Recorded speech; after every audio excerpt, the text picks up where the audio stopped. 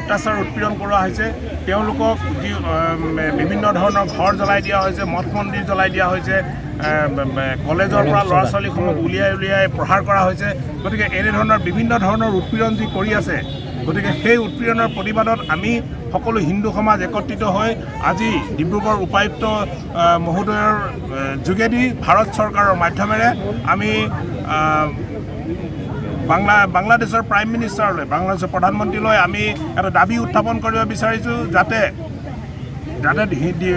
বাংলাদেশৰ হিন্দুসকল যাতে তেওঁলোকক সুৰক্ষা প্ৰদান কৰে বিভিন্ন ধৰণৰ যাতে তেওঁলোকক উৎপীড়নৰ যাতে বলি হ'ব নিদিয়ে গতিকে তেওঁলোকক আমি এটা দাবী উত্থাপন কৰিছোঁ লগতে আমি ভাৰত চৰকাৰৰ বিদেশ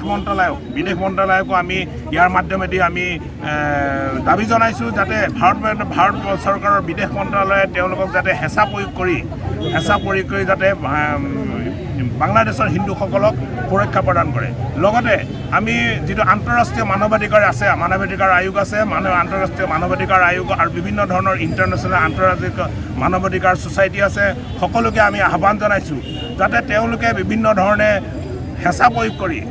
যথোপযুক্ত ব্যৱস্থা লৈ যাতে বাংলাদেশত যাতে হিন্দুসকলক সুৰক্ষা প্ৰদান কৰে আৰু আমাৰ যি ইস্কন মন্দিৰৰ যি মন্দিৰ জ্বলাই দিয়া হৈছে সেইবিলাকো যাতে প্ৰতিহত কৰাৰ ব্যৱস্থা হয় আৰু লগতে আমি আমাৰ হিন্দু সমাজকো ইয়াৰ মাজেদি বাৰ্তা দিব বিচাৰিছোঁ যাতে এই সময়ত যিটো বিপদ হৈছে বাংলাদেশৰ হিন্দুসকলৰ বিপদ হৈছে গতিকে আমি হিন্দুসকল একত্ৰিত হৈ গোটেই হিন্দু সমাজ একত্ৰিত হৈ হিন্দু ভাই হিচাপে আমি যি পাৰোঁ আমি তেওঁলোকক সহায় কৰি আমি আমাৰ সকলো প্ৰকাৰে আমি সহায় কৰি তেওঁলোকক আমি সুৰক্ষা প্ৰদান কৰাৰ বাবে বিহিত ব্যৱস্থা ল'ব লাগে ধন্যবাদ মই আপোনাৰ চলাইছো কি ক'ব আচলতে বাংলাদেশত হিন্দু বাংলাদেশত যিদৰে হিন্দুসকলৰ ওপৰত উৎপীড়ন কৰা হৈছে ইয়াৰ সেইবাবে আমি ডিব্ৰুগড় হিন্দু সমাজ একত্ৰিত হৈ তাৰ দাবী উত্থাপন কৰিছোঁ ইয়াৰ পৰা আমি এক বাৰ্তা প্ৰেৰণ কৰিব বিচাৰিছোঁ যাতে আমি হিন্দুসকল সকলো ভাই গতিকে আমাৰ যাতে হিন্দু সমাজ যাতে বাংলাদেশত উৎপীড়নৰ বলি হ'ব নালাগে গতিকে আমি বাংলাদেশৰ প্ৰাইম মিনিষ্টাৰলৈ আমি এটা স্মাৰক পত্ৰৰ মাধ্যমেৰে আমি আমাৰ দাবী উত্থাপন কৰিছোঁ যাতে তেওঁলোকক বাংলাদেশৰ হিন্দুসকলক সুৰক্ষা প্ৰদান কৰে আৰু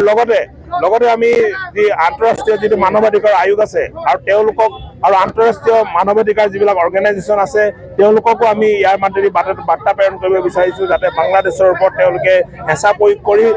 বাংলাদেশৰ হিন্দু মাইনৰিটিসকলক যাতে সুৰক্ষা প্ৰদান কৰে আৰু তেওঁলোকৰ যি মঠ মন্দিৰ ভাঙি দিয়া হৈছে কলেজৰ পৰা ল'ৰা ছোৱালীবিলাকক উলিয়াই প্ৰহাৰ কৰা হৈছে গতিকে আমি ইয়াৰ মাজেদি আমি কৈছোঁ যে তেওঁলোকক হিন্দু সমাজক সুৰক্ষা প্ৰদান কৰিব লাগে লগতে আমি আমাৰ হিন্দু সমাজকো আমি এটা বাৰ্তা প্ৰেৰণ কৰিব বিচাৰিছোঁ যে আমাৰ বিপদৰ সময়ত আমি যাতে সকলো ভাই হিচাপে আমি একেলগে আমি আমাৰ হিন্দু সমাজক পৃথিৱীৰ সকলো হিন্দু সমাজক আমি যাতে সুৰক্ষা প্ৰদান কৰি এই ক্ষেত্ৰত ওলাই আহিব লাগে নিশ্চিত এনেদৰে ডিব্ৰুগড়ৰ যি জিলা স্তৰৰ কাৰ্যালয় সন্মুখত দেখিবলৈ পোৱা গৈছে আৰু প্ৰতিবাদ জানিব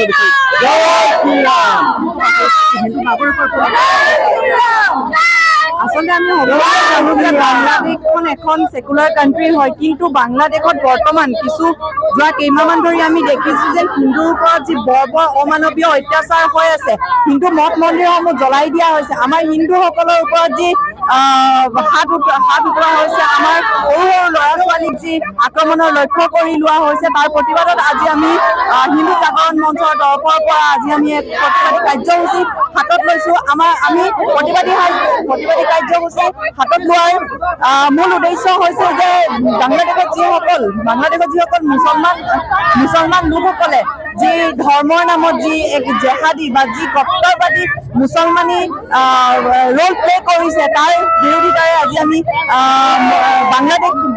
বাংলাদেশ চৰকাৰ আৰু বাংলাদেশৰ কট্টৰ মুছলমানসকলৰ বিৰুদ্ধে আজি আমি প্ৰতিবাদী কাৰ্যসূচী হাতত লৈছো আৰু আমাৰ মূল উদ্দেশ্য এইটোৱে হৈছে যে ভাৰতত থকা যিসকল হিন্দু সমাজ সেই সকলো হিন্দু সমাজ বৰ্তমান যি বাংলাদেশত নিৰ্যাতিত হৈ থকা হিন্দু মুছলমানসকলৰ লগত পক্ষত আমি সকলো থিয় দি আছো আৰু বৰ্তমান ভৱিষ্যতে আমি থিয় দি থাকিম।